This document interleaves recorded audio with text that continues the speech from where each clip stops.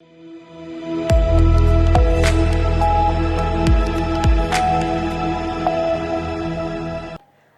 स्वागत है आपका। आप देख रहे हैं सी न्यूज भारत। मैं हूं आपके साथ इशिता तिवारी। जेजी विश्वविद्यालय में सोमवार को उस समय हंगामा मच गया जब कार्यकारिणी समिति में प्रस्तुति देने पहुंचे अखिल भारतीय विद्यार्थी परिषद के कार्यकर्ताओं पर कथित असामाजिक तत्वों ने लाठियों से हमला कर दिया। इस हमले में कम से कम 8 एबीवीपी कार्यकर्ता घायल हो गए। प्रत्यक्षदर्शियों के अनुसार यह हमला विश्वविद्यालय प्रशासन की छात्र विरोधी नीतियों के खिलाफ आवाज उठाने पर हुआ। एबीवीपी का आरोप है कि यह घटना पुलिस की मौजूदगी में हुई और प्रशासन द्वारा असामाजिक तत्वों को संरक्षण दिए जाने के कारण परिसर में डर और अस्थिरता का माहौल बन गया है।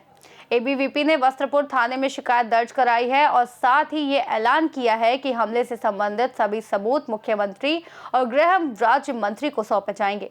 एबीवीपी ने यह भी ऐलान किया कि 15 अक्टूबर को एक बड़ा विरोध प्रदर्शन और प्रश्न यात्रा निकाली जाएगी, जिसमें जेजी विश्वविद्यालय का घेराव किया जाएगा।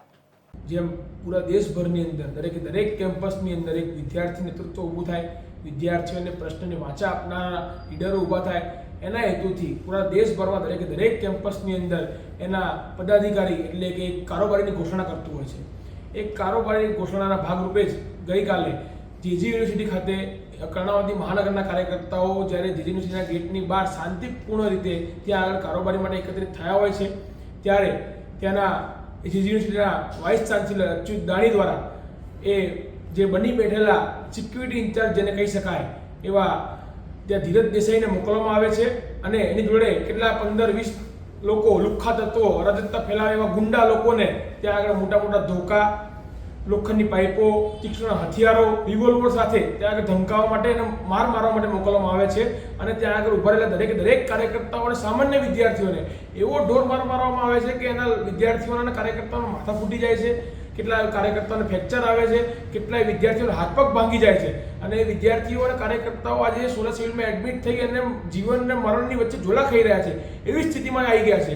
ત્યારે હું અચ્યુત દાણીને પૂછવા માંગુ છું કે એવા તો કયા ગોરખ ધંધા એ યુનિવર્સિટીમાં ચાલી રહ્યા છે, એવા તો કયા દારૂના અડ્ડાઓ જે ચાલી રહ્યા છે કે એને એવી બીક છે કે અહીંયા આગળ અખિલ ભારતીય વિદ્યાર્થી પરિષદના કાર્યકર્તાઓ આવશે તો ભવિષ્યમાં મને મોંઘું પડશે।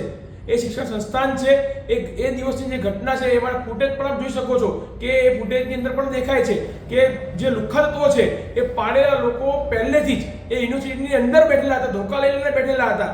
તો એ લોકો ક્યાંથી આવ્યા ત્યાં આગળ અને આ જે કરવાનું કારણ, ષડયંત્ર જે રચવાનું કારણ છે એનું કારણ શું હતું?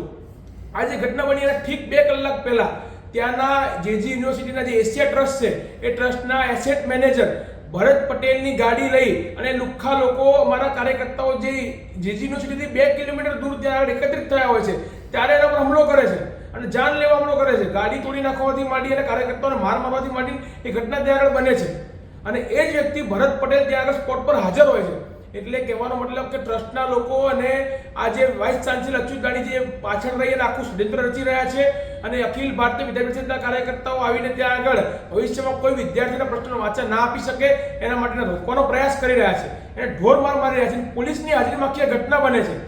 એને લઈ અને આગામી સમયમાં જે અખિલ ભારતીય વિદ્યાર્થી પરિષદના કાર્યકર્તાઓ છે, જે વિદ્યાર્થીનો પ્રશ્ન જે ત્યાં આગળ બને છે, આજે સમજી શકો છો વિદ્યાર્થી નેતાઓ છે, વિદ્યાર્થીઓનો પ્રશ્ન ઉપાડનારા લોકો છે, એને જો આ લોકો આટલો ઢોર મારી રહ્યા હોય તો સામાન્ય વિદ્યાર્થીઓનો પ્રશ્ન આ લોકો કઈ રીતે સાંભળતા હશે? એક પ્રશ્નજનક અને આશ્ચર્યજનક ઘટના છે। આજે એ દિવસની જે ઘટના જોશો તો આ વિદ્યાનું ધામ જે કહેવાય છે એ ધોકાનું ધામ બધું ત્યાં આગળ દેખાય છે, એ વિડીયોમાં સ્પષ્ટ દેખાઈ રહ્યું છે। તો એને લઈ અને હું એમને કહેવા માંગુ છું કે અખિલ ભારતીય વિદ્યાર્થી પરિષદના કાર્યકર્તાઓ હર હંમેશ વિદ્યાર્થીઓ માટે કામ કરે છે, વિદ્યાર્થી હિત માટે કામ કરે છે। એની આ દમન નીતિની સામે, વિદ્યાર્થીઓનો અવાજ દબાવવાની જે કોશિશ કરી રહ્યા છે એની સામે એના જે ગોરખ ધંધા, જે અરાજકતા ફેલાવવાના કામ ત્યાં થઈ રહ્યા છે એને લઈને આગામી સમયમાં અખિલ ભારતીય વિદ્યાર્થી પરિષદની જે યોજના છે એ કહેવા માટે હું અમારા પ્રદેશ સહમંત્રી શ્રી દેવાંગ બ્રહ્મભટ્ટને હું આગ્રહ કરું છું। જેજી યુનિવર્સિટીમાં આ જે ઘટના બની એ ખૂબ જ દુર્ભાગ્યપૂર્ણ છે। વિદ્યાર્થી પરિષદ એને કડક શબ્દોમાં વખોડી નાખે છે। આપણને સૌને વિદિત છે એ પ્રમાણે વિદ્યાર્થી પરિષદ એ સમગ્ર ભારતમાં દરેક કેમ્પસોમાં જઈ અને પોતાની કેમ્પસ કારોબારીની ઘોષણાઓ કરે છે। એ જ ક્રમમાં વિદ્યાર્થી પરિષદ જેજી યુનિવર્સિટીમાં પહોંચે છે, ત્યાં કાર્યક્રમ કરે છે। વિદ્યાર્થી પરિષદના જે નવી ટીમ છે એની ઘોષણા કરવા માટે જ્યારે ત્યાં પહોંચે છે ત્યારે ત્યાં પહેલેથી જ સુસજ્જ થઈને મોટા મોટા હથિયારો, તીક્ષ્ણ હથિયારો સાથે ત્યાં જે પાળેલા લુખ્ખા તત્વો, અસામાજિક તત્વો એ વિદ્યાર્થી પરિષદના કાર્યકર્તાઓ પર હુમલો કરે છે અને ત્યાં કારોબારી ન થઈ શકે તે માટેના વિવિધ પ્રયત્નો કરી છે. ઘટના સ્થળ પર પોલીસ હાજર હોવા છતાંય વિદ્યાર્થી પરિષદના કાર્યકર્તાઓને, યુનિવર્સિટીના સામાન્ય વિદ્યાર્થીઓને એ ગુંડાઓ દ્વારા મારવામાં આવે છે. કેટલાક કાર્યકર્તાઓના, કેટલાક વિદ્યાર્થીઓના માથા ફાટી જાય છે, એમને 4 ટાંકા લેવામાં આવે છે. કેટલાક વિદ્યાર્થીઓના પગમાં ફ્રેક્ચર છે, કેટલાક વિદ્યાર્થીઓના હાથમાં ફ્રેક્ચર આવ્યું છે. આવી જે ઘટનાનો આખો મામલો બન્યો છે એ ખૂબ નિંદનીય છે. પરંતુ હું આ મીડિયા મિત્રોના માધ્યમથી એ યુનિવર્સિટીના વાઇસ ચાન્સેલર અચ્યુત દાણીને, એમના ટ્રસ્ટીઓને કહેવા માંગુ છું કે આપની યુનિવર્સિટીમાં જે આ કાળા કામો ચાલી રહ્યા છે, બેફામ જે ફીઓ ઉઘરાવવામાં આવી રહી છે, આપને યુજીસીના નિયમો પ્રમાણે જે નિયમો પાલન નથી કર્યા ને બધાના ઉલ્લંઘનો થઈ રહ્યા છે, વિદ્યાર્થીઓનો જે અવાજ છે અવાજ દબાવવાના પ્રયત્નો થઈ રહ્યા છે, ત્યાં વિદ્યાર્થી નેતૃત્વ ઊભું ના થાય અને એમના પ્રશ્નો સમાજ સુધી, વિદ્યાર્થીઓ સુધી, એમના પેરેન્ટ્સ સુધી ના પહોંચે એ માટેના જે પ્રયત્નો થઈ રહ્યા છે, એની સામે વિદ્યાર્થી પરિષદ મજબૂત અને લડત આપવા માટે જઈ રહ્યું છે. આ જે પ્રાઇવેટ યુનિવર્સિટીમાં ચાલી રહેલા કાળા કામો છે એને લઈને વિદ્યાર્થી પરિષદના કાર્યકર્તાઓ જે યુનિવર્સિટીમાં આવનારા સમયમાં પ્રશ્ન શોધ અભિયાન ચલાવશે, વિદ્યાર્થીઓની પાસે જઈ એમને પડતી તકલીફો, એમના પ્રશ્નો લેશે અને પ્રશ્નોનું સમાધાન લાવવા માટે વિરાટ વિદ્યાર્થી મોરચો 15 તારીખના દિવસે વિદ્યાર્થી પરિષદ જે યુનિવર્સિટી ખાતે કરવા જઈ રહ્યું છે.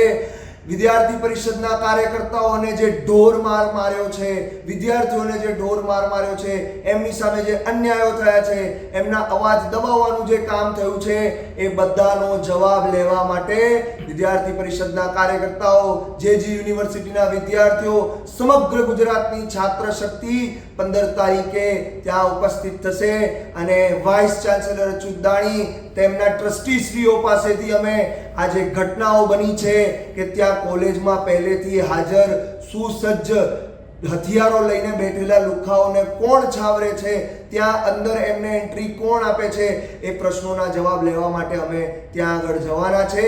અને અમે કહીએ છીએ કે આ ઘટનાને સામાન્ય રીતે ન લેતા આ માનનીય મુખ્યમંત્રીની કોન્સ્ટિટ્યુઅન્સીમાં આવનારી કોલેજ, યુનિવર્સિટી હોવા છતાંય જો અહીંયા આગળ આ પ્રકારની ઘટનાઓ થતી હોય, પોલીસની હાજરીમાં થતી હોય, તો આ ગુજરાતની પોલીસ માટે પણ એક મોટો પ્રશ્ન બની રહે છે.